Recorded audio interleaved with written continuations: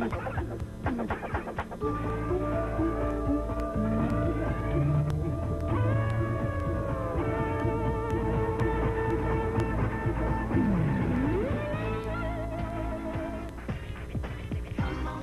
turma!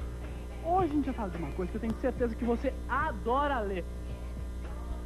Vamos falar dos personagens que acompanharam nossa infância e nossa adolescência. E aí, já deu pra sacar mais ou menos o que a gente vai falar hoje, hã? HQ, histórias em quadrinhos. E você que adora ler, que adora desenhar histórias em quadrinhos, você vai amar o programa de hoje. Não, a gente vai falar de tudo, como é feito, quem faz, quem não faz, tudo. Bom, agora você sabe onde surgiram as histórias em quadrinhos? Não? Pois é, uma pergunta que chegou pra gente do Daniel Pola por e-mail. Então a gente vai aproveitar agora e mostrar uma fita pra vocês explicando como surgiram as histórias em quadrinhos, essas coisas. E com a narração maravilhosa. Não acredito que você falou isso. Sim, Raquel, vamos lá. Roda, VT! Quando o homem ainda não sabia escrever, pintava desenhos nas paredes das cavernas. Mas os quadrinhos, como a gente conhece, apareceram só no século passado nos Estados Unidos. E não eram como os de hoje, claro. Depois vieram as tiras de humor, em preto e branco e, finalmente, cores. Aqui no Brasil, a primeira revista em quadrinhos surgiu em 1905. O nome? O Tico Tico. Bom, de lá pra cá, muita coisa mudou. Mas os quadrinhos continuam sendo uma paixão mundial.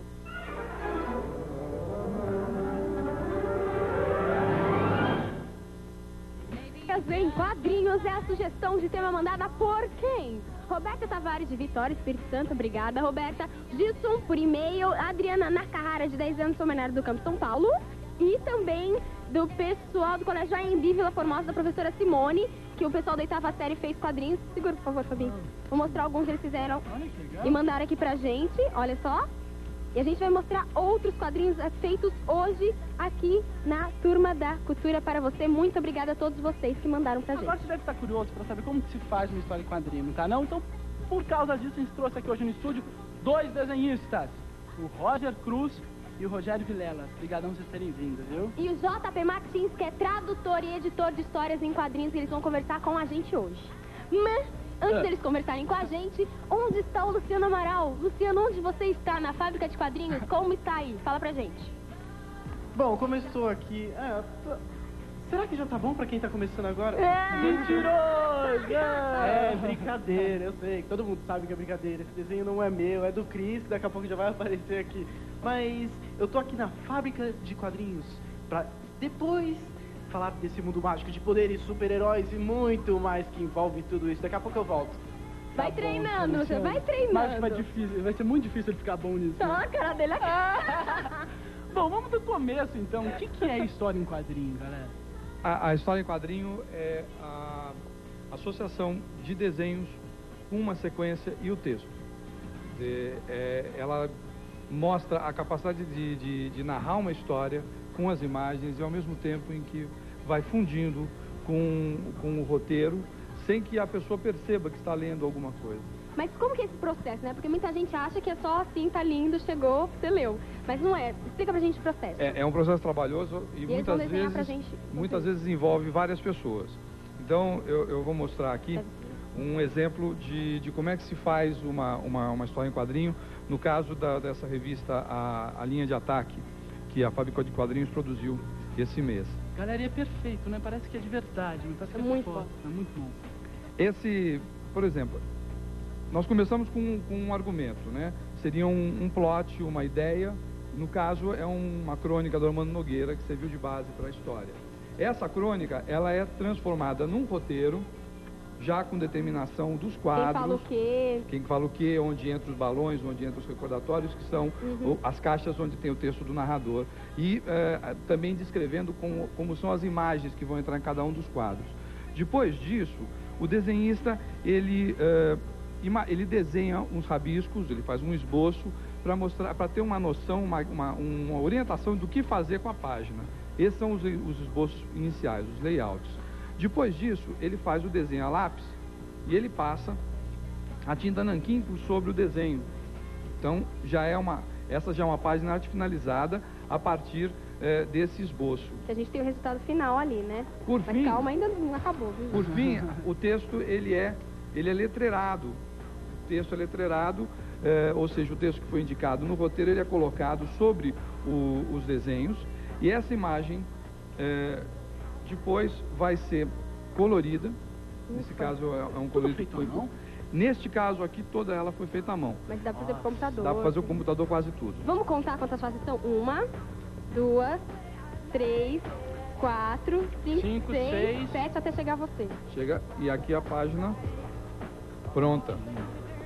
E a gente achava que era fácil. Não, eu achava que era muito fácil, que era só desenhar, fazer o textinho em cima, na hora sai. Na verdade, são mais fases do que essa, porque existe a fase de revisão de textos, a fase de separação de cores, porque essa arte foi escaneada e teve que ser tratada. Essa não foi para o computador, mas ela teve que ser escaneada e depois tratada. Então houve uma fase de separação de cores. Agora, outras histórias como essa aqui, foi colorizada em computador. Tipo, são mais ou menos umas 10 fases por aí. Mais ou menos. Muito complicado. Até chegar a gente. E essa história aqui foi feita inteirinha em computador. E cada pessoa fica com uma coisa? Você tem tudo. Depende da história. Tem uma pessoa para escrever, outra para... No caso da história do Armando Nogueira, quase que foi feito por uma pessoa só. Mas a história do Casagrande nessa revista, ela foi feita por várias mãos. Inclusive o texto foi feito a 10 mãos e com os alunos da fábrica. Nossa, não. Alô? Alô? Quem tá falando? Pedro. Aí, Pedrão, beleza? Beleza. Tá falando de onde? São João da Boa Vista. São João da Boa Vista. E quantos anos você tem? 14. 14. Aí, você gosta de história em quadrinho? Gosto. Você lê bastante? Aí eu lia mais quando eu era pequeno. Agora cresceu, desencanou um pouco. É. Mas qual que você mais gosta? Eu gostava muito do Batman. Do Batman. Eu lia também o Maurício de Souza. O Batman, o que ele tá desenhando ali? Alguma coisa coringa? Olha só, Pedro, pra você. Olha o que ele tá desenhando aqui, ó. Beleza, hein? Viu só? Você pegou uma pergunta, Pedro? Eu queria saber se conforme foi avançando a tecnologia, avançando os tempos e tal, se as pessoas foram parando de ler histórias em quadrinhos. Ah, com toda essa tecnologia o pessoal parou de... Isso. Tá. Um abraço, Pedrão. Peraí um pouquinho. Oi. Eu queria mandar um beijo pra Cíntia pelo aniversário dela ontem. Obrigada, lindinho. Ontem você não tava no programa, então Você viu me tirar hoje. minha folga. Obrigada, Pedro. Um beijo. Tchau. Um abração, Pedrão. Tá, Tchau. Você acha que com toda essa tecnologia o pessoal parou, diminuiu um pouquinho de ler? Não houve uma parada de leitura de quadrinhos, mas evidentemente nos últimos 50 anos muita gente deixou de ler quadrinhos, porque os meios de comunicação foram se desenvolvendo e outros meios de comunicação surgiram. Quadrinhos era a opção mais barata até a década de 50. Com o surgimento da televisão, atualmente com videogame, com outras coisas, a concorrência é muito grande. Então houve uma queda da leitura, mas ainda se lê muito quadrinho. E perderam-se empregos por causa da alta tecnologia hoje? Não, porque se alguns empregos desapareceram, outros surgiram. Então, por exemplo, o letreiramento, que até alguns anos atrás era todo feito à mão, hoje em dia ele está sendo feito por computador, mas entra o letrista de computador. Havia o indicador de cor e o colorista que fazia o desenho à mão. Hoje em dia existe o separador de cor que trabalha com os computadores. Então, os computadores eles tiraram empregos, mas criaram outros. Oi, turma, quanto tempo demora para se fazer uma revista de HQ? Feliz aniversário pra Cíntia, obrigada. Que foi outro abraço. Ninguém mandou você falar do Eric Shen, São Paulo. Obrigada, Eric, um beijo para você. Próximo aniversário tem que trabalhar. Quanto tempo demora para fazer uma história em quadrinho? Bom, uma HQ de cabo a rabo, uma revista, ela leva em média 2 meses. 2 meses. É tipo essa X-Men. Uma X-Men dessas. Por exemplo, só a fase de lápis, que é aquilo que o Roger está fazendo, para ele fazer o lápis, sem a arte final, sem o nanquim, ele leva cerca de 1 mês para produzir. Eles são muito elaborados. Muito elaborados. Depois dá até para ver ali, no nanquim, né? Ali é nanquim que está lá pendurado no nosso varalzinho, não é? Muito elaborado. Aquelas são páginas em nanquim do Roger. É muito elaborado, muito detalhe. Esse nanquim já foi feito por um outro profissional. Quer dizer, só para fazer o lápis ele levou 1 mês. Depois vai ter mais 15 a 20 dias para fazer a arte final. Tem o texto que vai ter que ser trabalhado, o letreiramento, as revisões, então mas entre 2 meses. Muito. Mas no caso da X-Men, você já tem o texto em inglês, vocês só passam para português, é isso? Só traduzem? No caso da revista quando vem para o Brasil. Mas essa revista aqui, o Roger, ele é contratado pelos americanos. A revista é americana e ele fez o desenho para lá, entendeu? O pessoal leu lá. Viram só a capacidade? No caso dessa edição, por exemplo, o Roger fez o desenho para os americanos, foi publicado em 95, estourou nas livrarias de quadrinhos dos Estados Unidos. E quem traduziu no Brasil fui eu. Viu? 97. Vocês estão curiosos para saber o que o Luciano anda aprontando, não é? Então vamos lá, é com você, seu Luciano. Bom, como eu já falei, eu tô aqui na fábrica de quadrinhos. Eu tô com 2 professores aqui. Esse aqui é o professor Vê Marcelo. se aprende, Lu. Eu tô tentando, sim, te aprender. Marcelo, seja bem-vindo. Obrigado, muito obrigado. Bem-vindo você também. Dá aula do quê? A minha parte é ensinar a narrativa de quadrinhos. A narrativa é o seguinte, quando você recebe uma história, você recebe ela em texto, ela em roteiro, né? Ela é toda digitalizada em computador e tal. Então você tem que pegar essa história que está em texto e transformar ela em visual. Então que tipo de câmera você usar, se você mostra o personagem visto de baixo, visto de cima, como você montar esses quadrinhos, como você desenhar essas cenas em quadrinhos, né? E aqui está o Cariello. Cariello, tudo bom? Tudo. Oi, gente. Você dá aula do quê? Eu dou aula de roteiro. O que é dar aula de roteiro? Na verdade, assim, a criação, a gente partir da ideia, a gente desenvolver personagens, desenvolver o universo desses personagens e criar o roteiro para que isso seja transformado numa linguagem que o desenhista possa entender para transformar em quadrinho. Ou seja, quantas fases está dividido esse trabalho, então? Tem o professor, no caso, de narrativa, de roteiro... Bom, tem um de narrativa, um de roteiro, um de desenho, que aí se trabalha com questões mais específicas de desenho, por exemplo, anatomia, perspectiva, fundo, cidade, árvore, como desenhar cabelo, como desenhar olho, tá? E tem um outro professor que trabalha com técnicas de expressão, tá? Que é o Vilela. O professor de desenho é o Roger, o professor de técnicas de expressão é o Vilela. Então ele fica trabalhando como trabalhar com lápis, como trabalhar com nanquim, como brincar com o computador, como fazer cor. Tá certo. O que é essa fábrica de quadrinho, afinal? Para que ela só dá aula? O que se propõe? A fábrica de quadrinhos, na verdade, nós somos amigos já há muito tempo e resolvemos nos juntar porque a gente sentia muita necessidade das pessoas em aprender quadrinhos. Muitas pessoas procuravam a gente para aprender.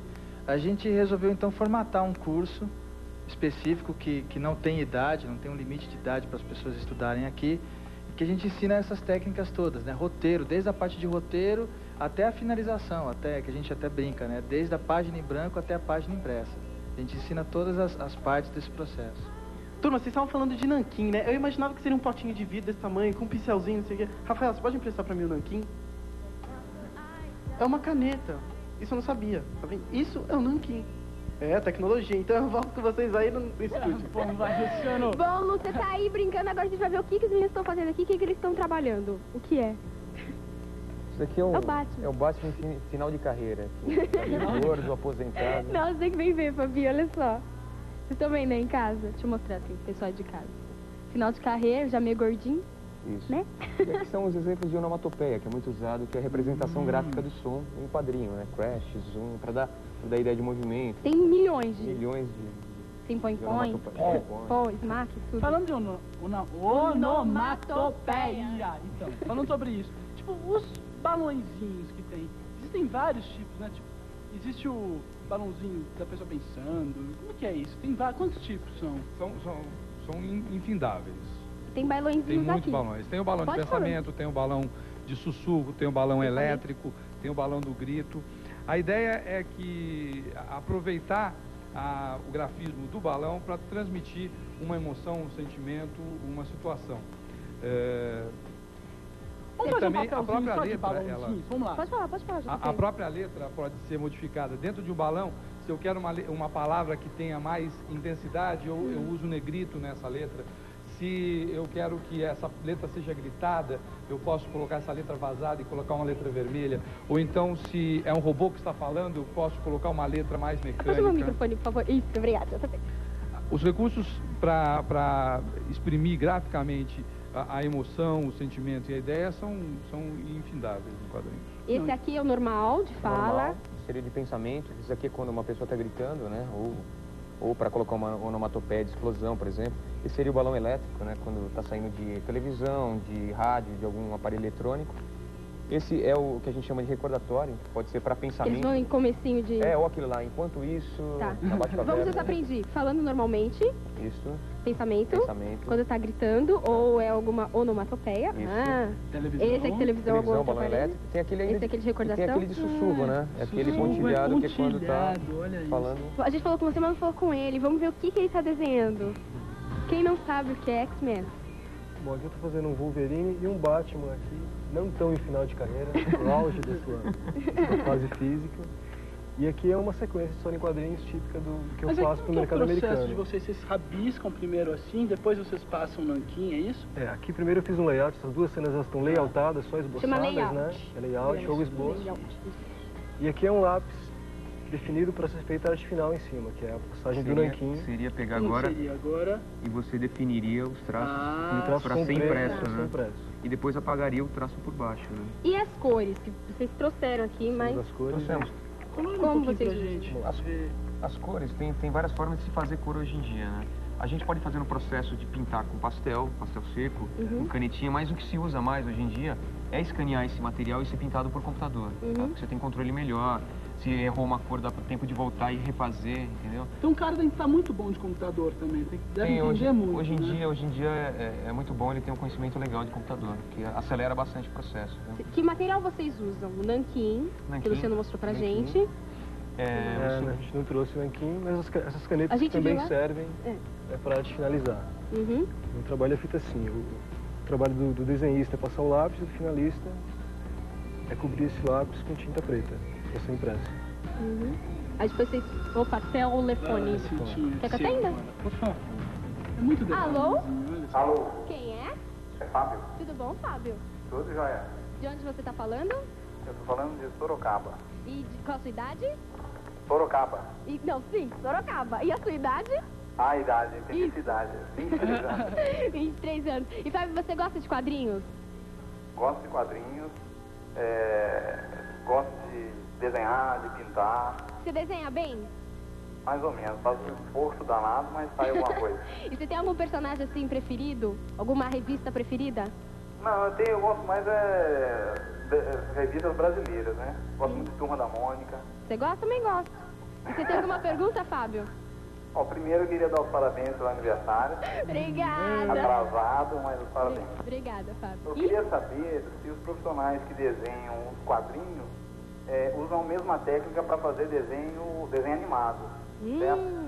vamos perguntar. E se o desenho em quadrinho, ele já é feito no tamanho natural ou se faz um tamanho maior e depois é reduzido? Como é que é o processo disso aí? Tá bom, Fábio. Muito obrigada ok? por ter ligado. Tá bom? Tá ok, obrigado. Um beijo, Um tchau. abraço, Beijo. Fabião. Tchau, tchau. Vamos lá? Quer responder, JP? É. Vilela Como que responde. Responda. Bom, em relação ao tamanho do trabalho, normalmente se faz o original uma vez e meia, 2 vezes maior do que vai ser impresso. Por que isso? Porque qualquer errinho, qualquer probleminha que você tiver, quando for reduzido, ele acaba se consertando, né? E claro que se você for fazer uma multidão de pessoas, fazer muito pequenininho é difícil. Então a gente faz um pouquinho maior do que vai ser E impresso. fica até mais legal. E o inclusive, fica com processo, impacto. né? É o processo é igual do desenho animado. Não, o processo de Não? desenho animado é diferenciado, né?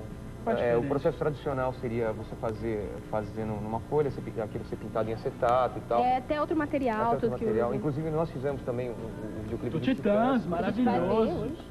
Vamos ver? Então, e nesse processo a gente utilizou também colorização por computador.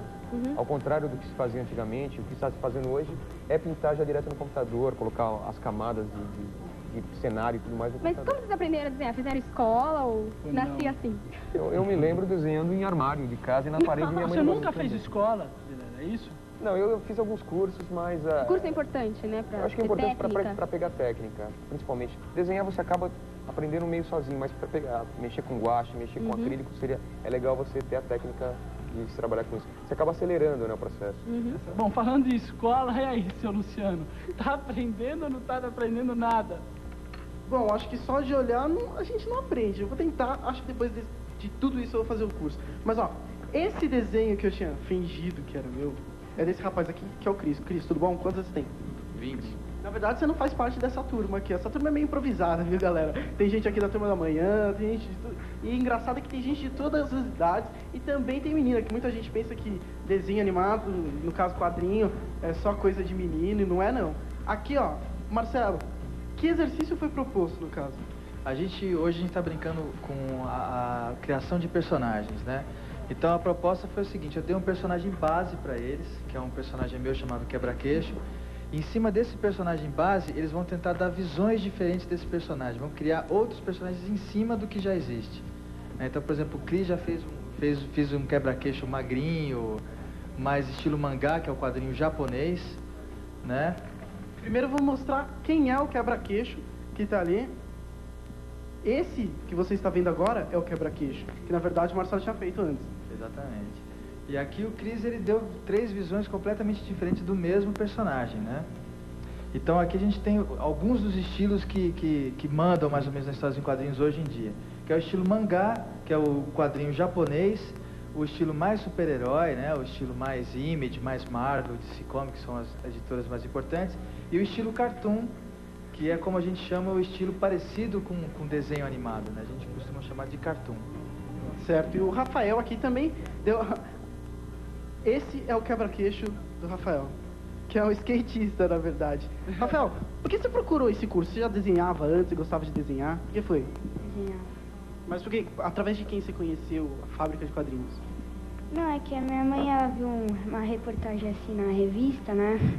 Ah, filho, você não gosta de desenhar assim? Você não quer fazer o curso? Aí você veio pra cá. Tá certo. Então agora vamos falar com uma menina. Que todo mundo pensa que não tem. Que assim, quadrinho é só coisa de menino. A Cíntia já tava chiando aqui. Tudo bom? Qual é o seu nome? Tudo bom, meu nome é Bruna. A imagem do quebra-queixo. Será que ela desenha bem? Eu não chego nem perto. Olha isso, Cíntia. Você faz igual? Aham, muito. Cópia tá ali, ó.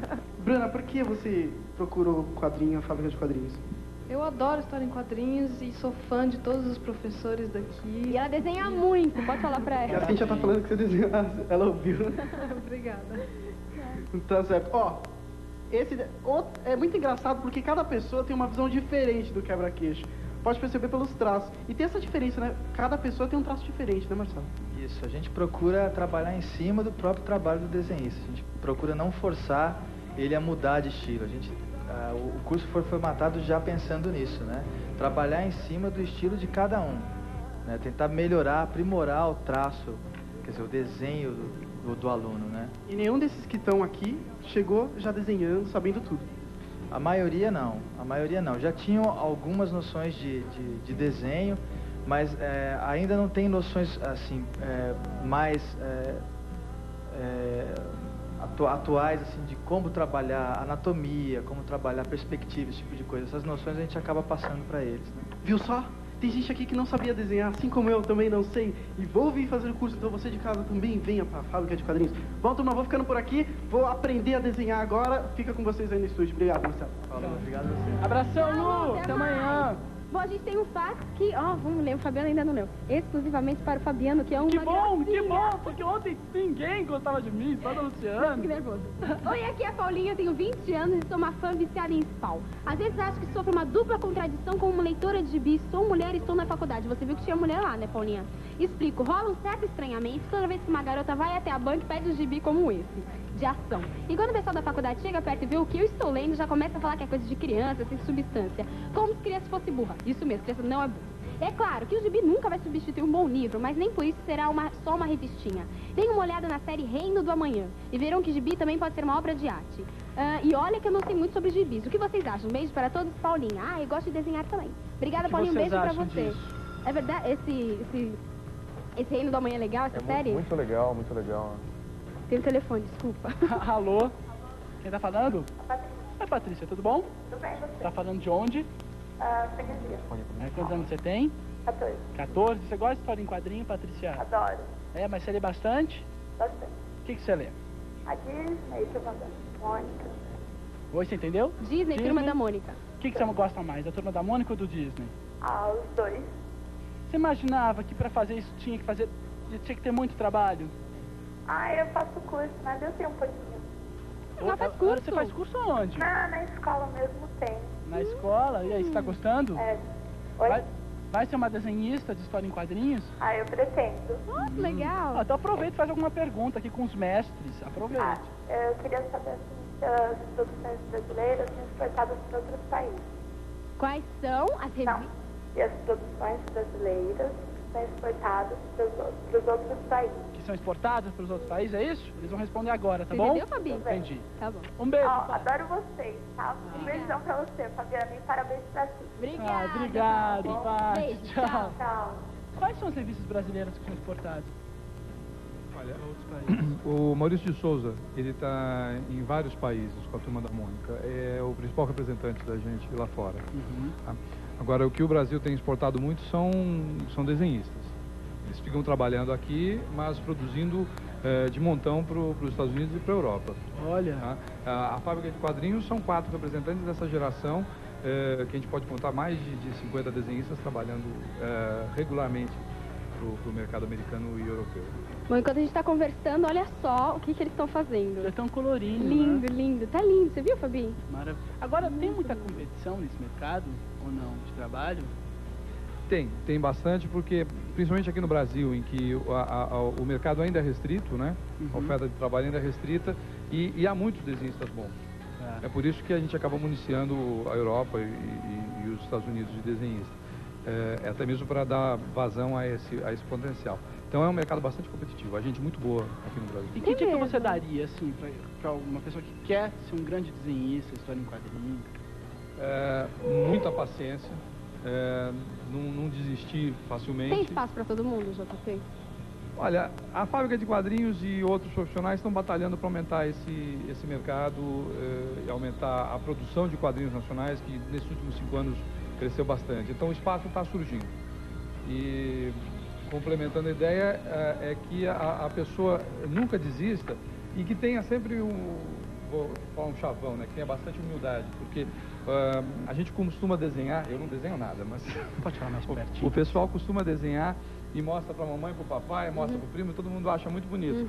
E já imagina que está com um desenho de nível internacional maravilhoso. E não está.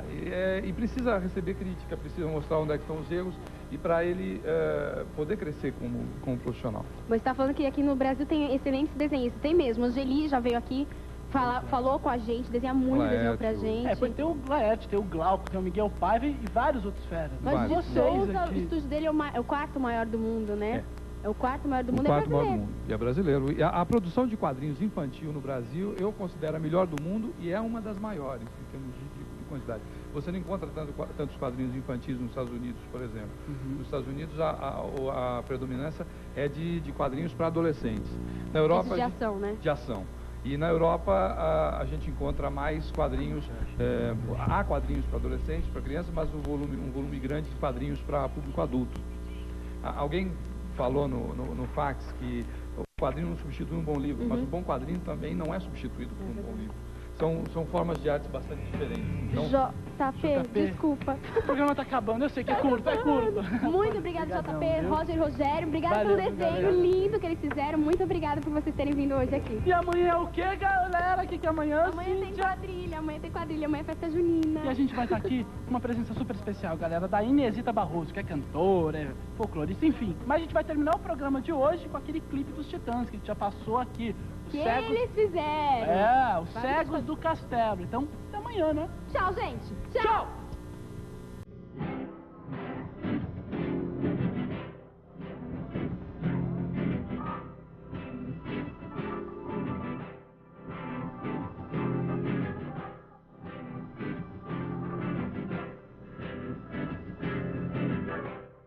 Eu não quero mais mentir.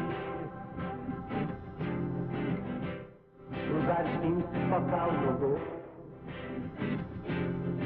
Eu não enxergo mais inferno que me atrás.